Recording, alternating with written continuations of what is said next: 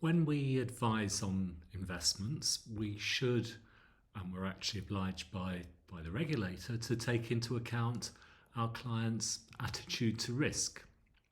Now, here's how I describe it. No risk at all is having all of your money in the bank or building society. Yes, I know building societies are a rare breed these days, but they're due for a revival, I'd say, but that's for another day. Anyway, if you leave your money there in a savings account, it will never go down in value, but also never go up much. Certainly not enough to keep pace with inflation. The next notch up the risk ladder is investing in bonds, which are loans to governments.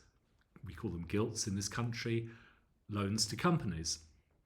Now, they're bought and sold on markets, so they go up and down in value, but not as much traditionally as shares.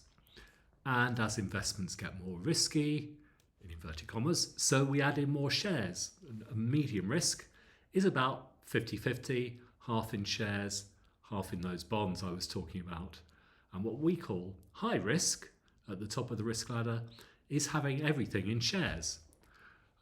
Now, I always say that the more risk you take, the better you'll do, but the ride might well be rockier, with more ups and downs along the way. And guess what?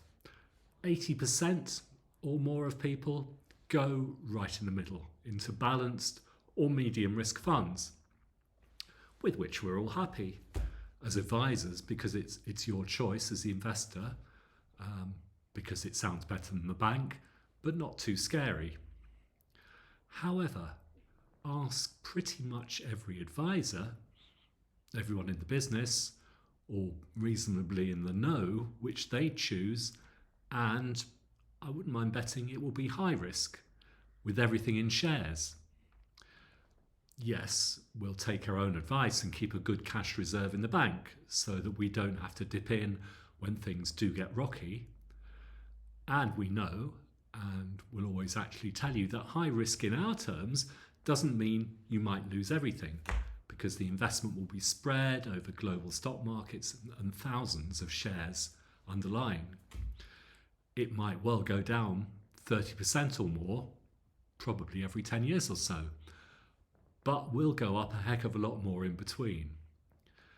I've probably got no more than a handful of clients who are invested 100% in shares. The one I saw last week invested in 2019, and yes, saw big dips in the COVID and Putin crashes, as we now call them, but is still up, beating inflation and the bank by 30% or more, which is food for thought, certainly. Are we, as advisors, and perhaps you as clients, all taking the easy option? And is it really that easy?